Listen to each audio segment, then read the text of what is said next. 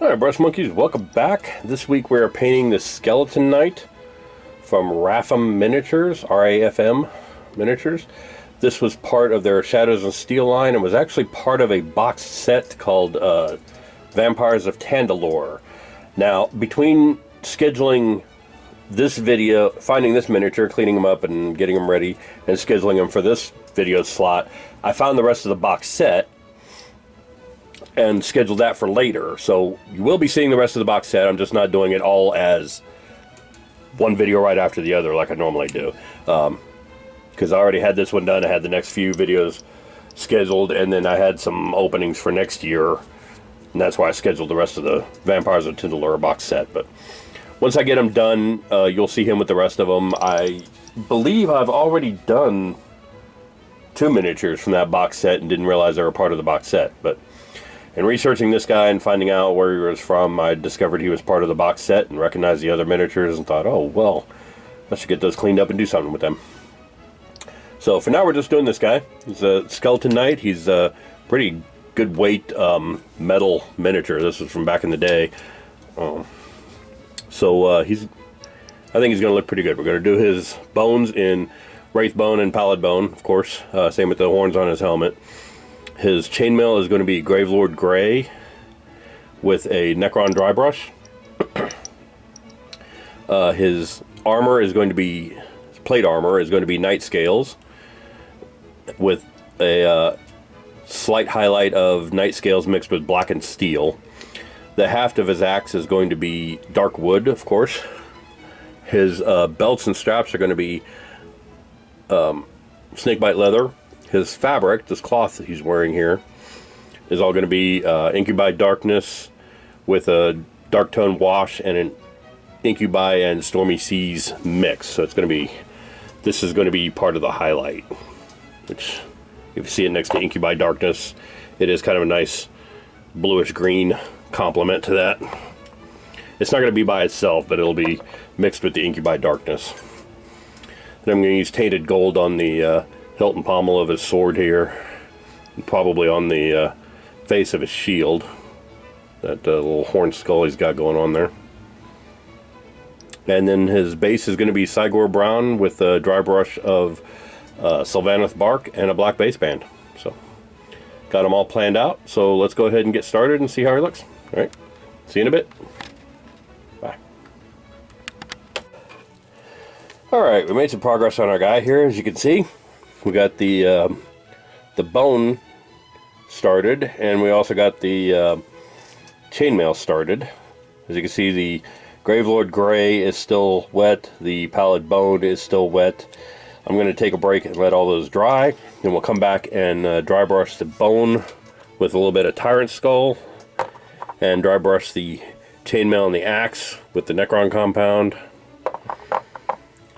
and see how those look. But yeah, he's coming along pretty spiff already. So, see you in a bit. Bye. Alright, we've made some more progress on our spooky boy here.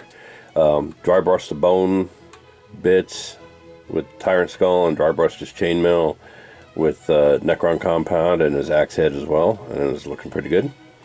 So up next we're going to do his plate armor with the Night Scales, which is like a metallic black, and polish that, or highlight that with a layer of Night Scales mixed with blackened steel. I think it's going to look really good. So we're going to go ahead and go do that, and then we'll come back and take a look at him. Alright, see you in a bit.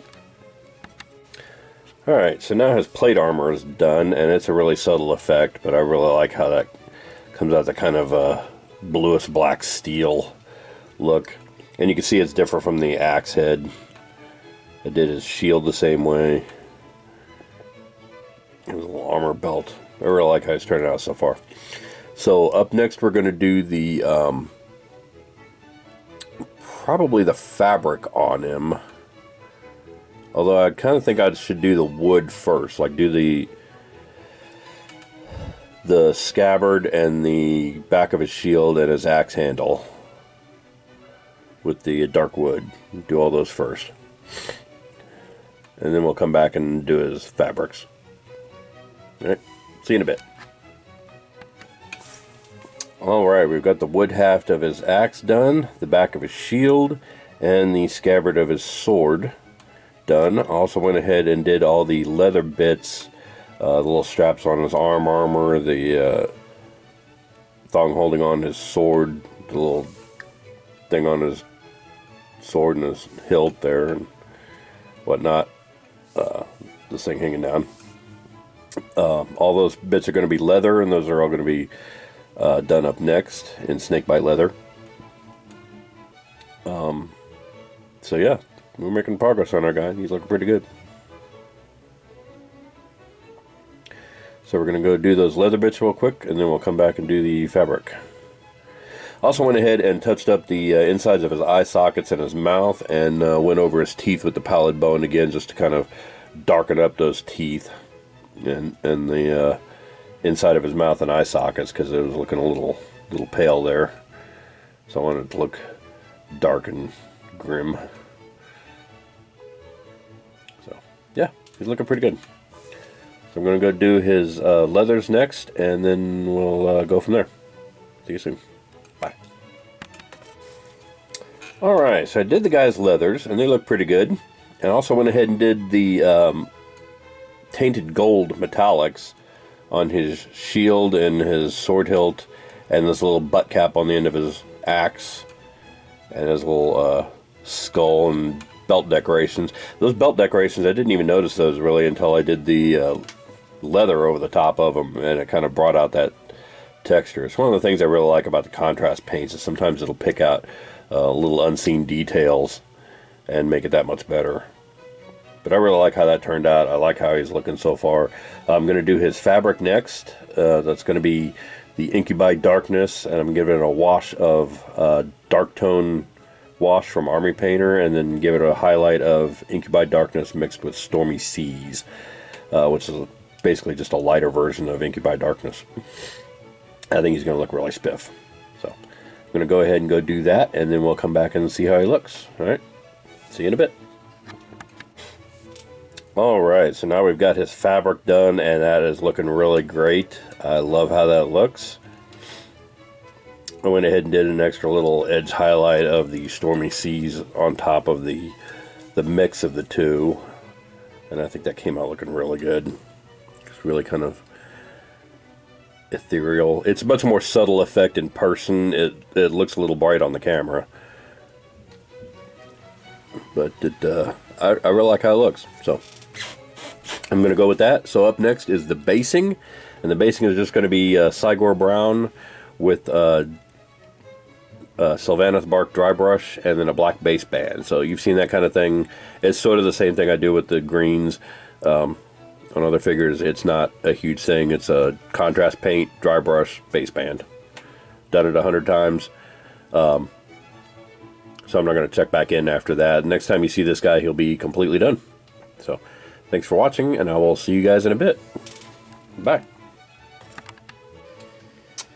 Alright, and there is our finished Death Knight from Rafam Miniatures. RAFM Miniatures. Part of their Vampires of Tandalore box set. I think he came out really fantastic.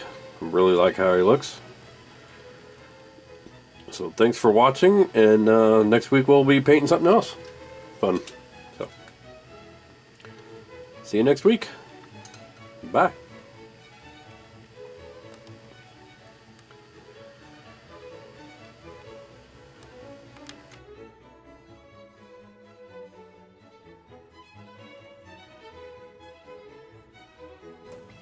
Hey Brush Monkeys, Tom here.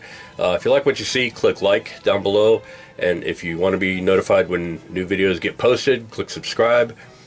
And in the meantime, if you want to support us in any way, check me out on Facebook and Instagram and Twitter. We're on all those platforms. If you see a miniature on the site that you want to make one of your own, hit me up on Instagram. I can quote you a price for that. And if you want any Flying Monkey Studios merchandise, like t-shirts, things like that, hit me up on storefrontier.com/flyingmonkeystudios and get all your merch there. Thanks for watching, and I will see you guys next week. Bye.